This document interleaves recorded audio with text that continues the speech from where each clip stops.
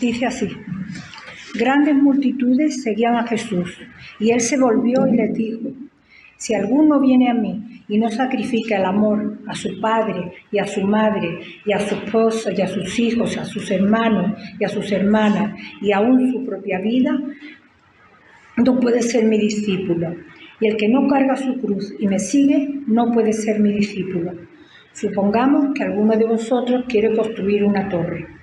¿Acaso no se sienta primero a calcular el costo para ver si tiene suficiente dinero para terminarla? Si echa los cimientos y no puede terminarla, todos los que la vean comenzarán a burlarse de él y dirán: este hombre no pudo terminar lo que comenzó a construir.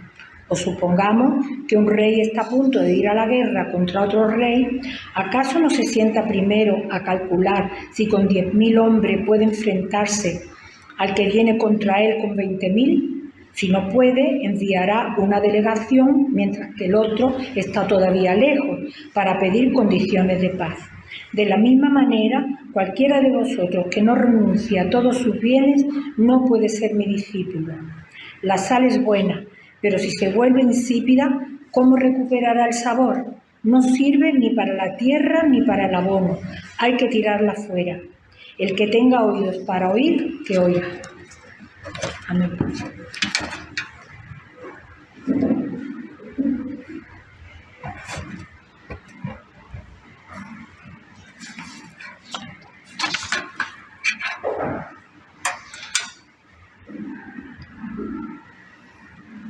Parece que tenemos en el Evangelio una lectura dura, ¿no?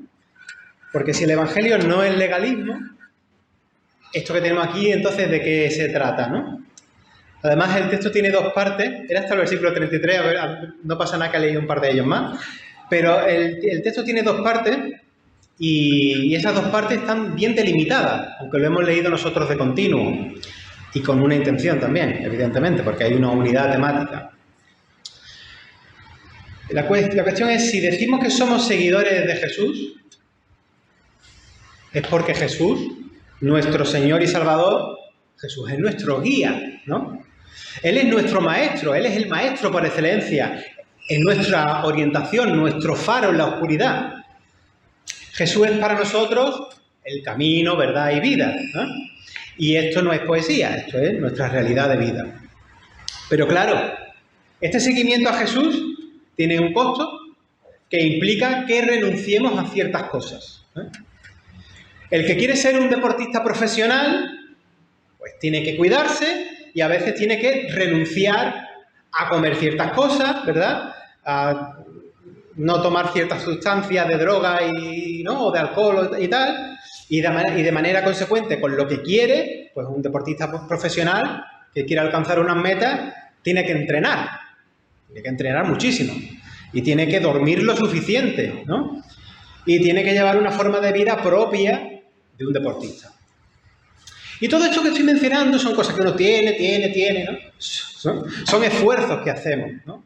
Pero quiero que quede muy claro que no voy a hablar hoy, ni voy a hablar nunca, de una salvación por obras, ¿eh? De tienes, no haga la cosa por ahí. La salvación es por gracia, por medio de la fe, un regalo que tenemos por lo que Jesús ha efectuado en nosotros. Pero de lo que sí vamos a hablar es de la radicalidad del seguimiento a Jesús. Y eso sí se desarrolla en un camino para buenas obras ya determinado, como la lectura que también teníamos en una de las oraciones que pusimos de Efesios 2, esas buenas obras que el Señor ha preparado de antemano. Vamos a hablar de ser coherentes con la apuesta de vida que decimos tener. Vamos a hablar de ser coherentes o consecuentes de lo que significa seguir a Cristo. Porque se trata de tomar cada uno nuestra cruz.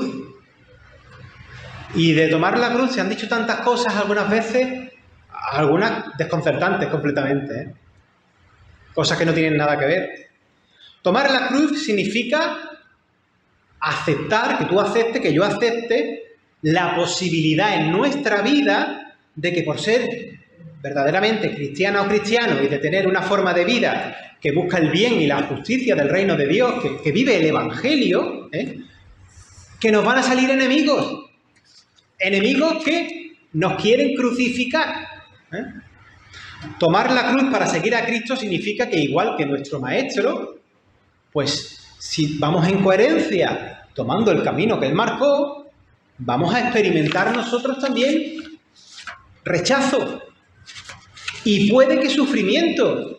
Y como algunas hermanas y hermanos nuestros en otros países, a veces la cárcel. Y en otras ocasiones hasta la propia muerte por no renunciar a su fe. Y cuando hablamos de renunciar a la fe no es solamente unas palabritas, es de una forma de vida coherente con lo que tú vives, ¿no? Eso es tomar tu propia cruz. Y te digo que hay motivos hoy en día por parte del sistema, los poderosos, lo que sea, hay motivos suficientes para crucificarte, entre comillas, si tú vas a ser coherente con el Evangelio.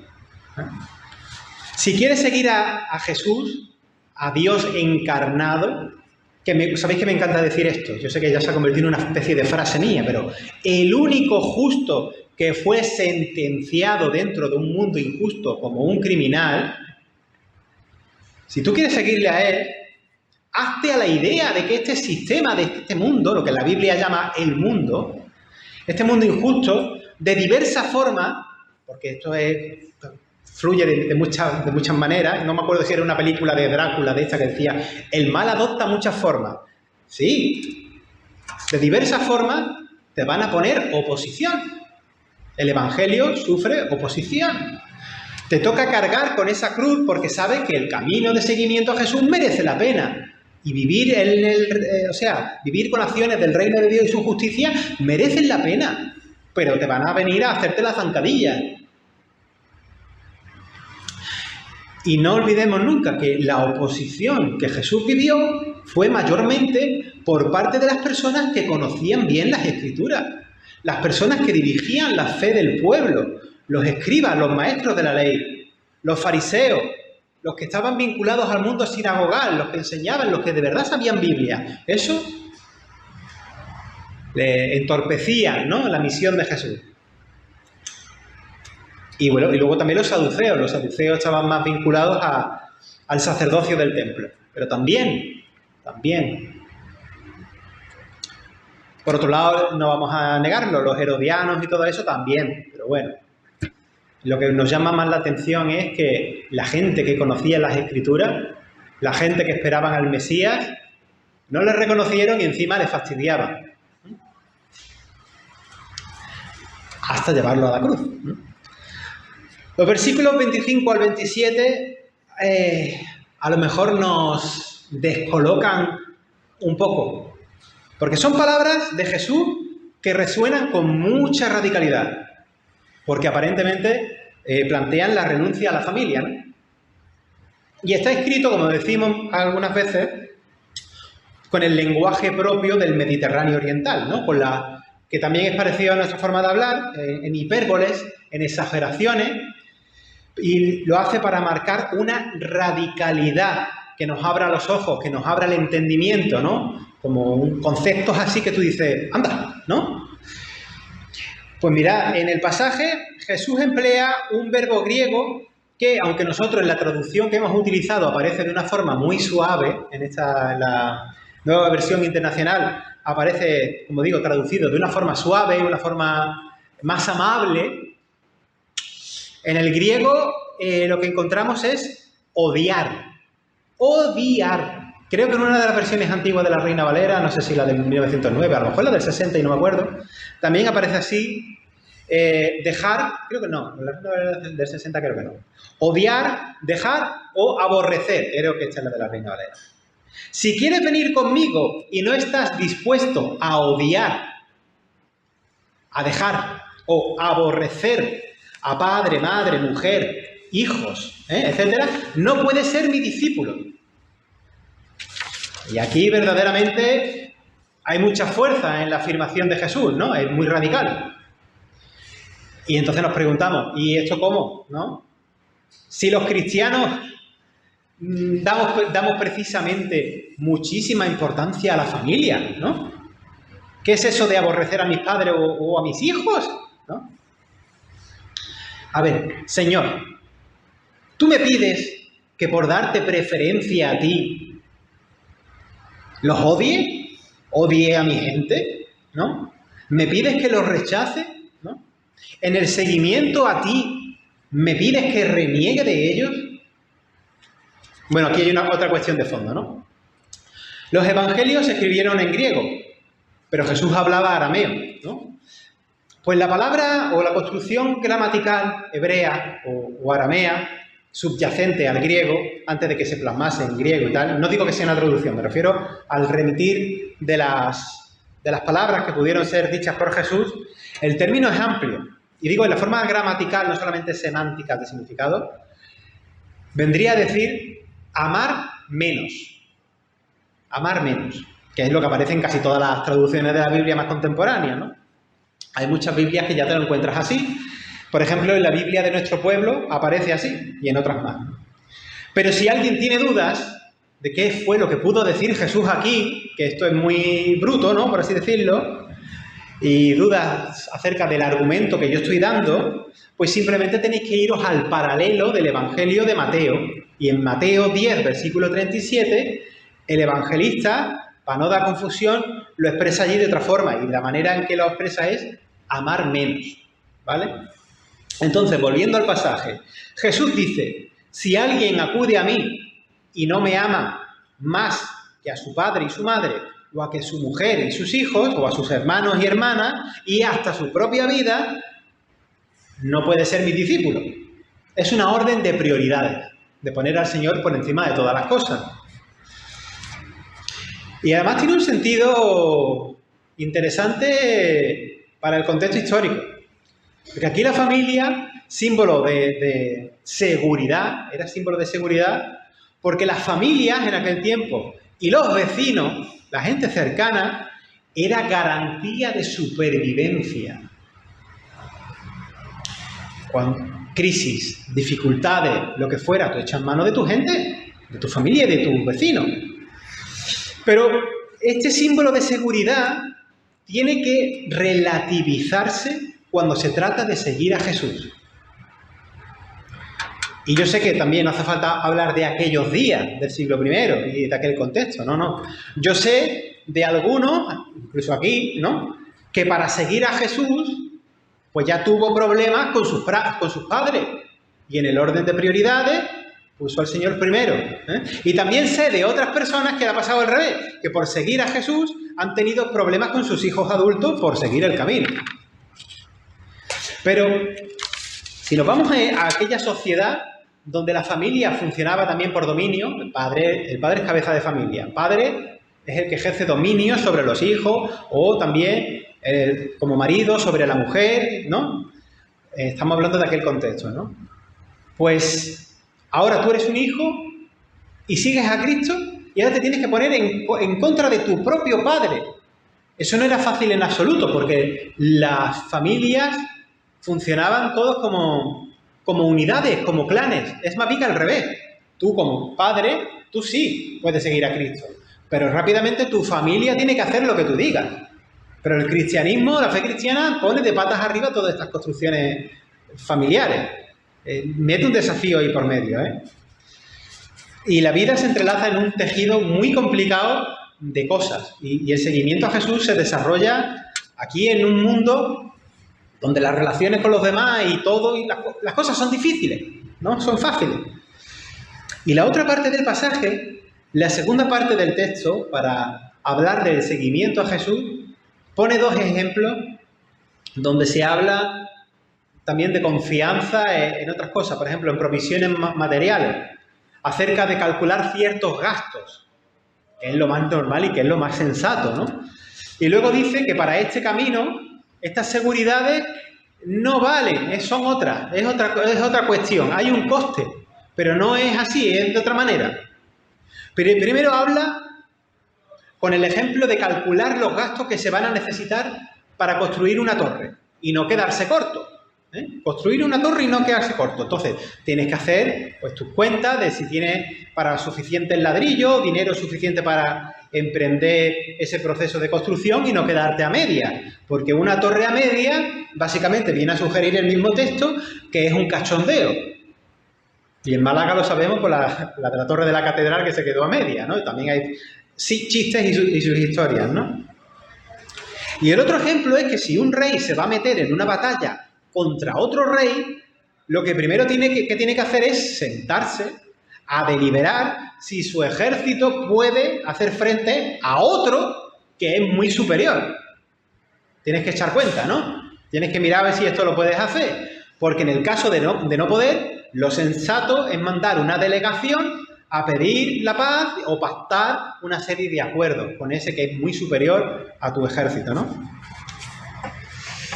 Pues así como la familia daba seguridad, pero Jesús nos pide que le pongamos a Él por encima de ella en nuestras prioridades, también tenemos que estar dispuestos a renunciar a la seguridad que nos dan los bienes.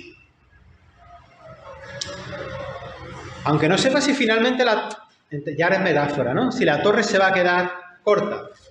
Nuestra confianza en esta apuesta del seguimiento a Cristo es rechazando comodidades y rechazando seguridades para hacerlo. No estamos en un camino que se haga según el éxito del mundo.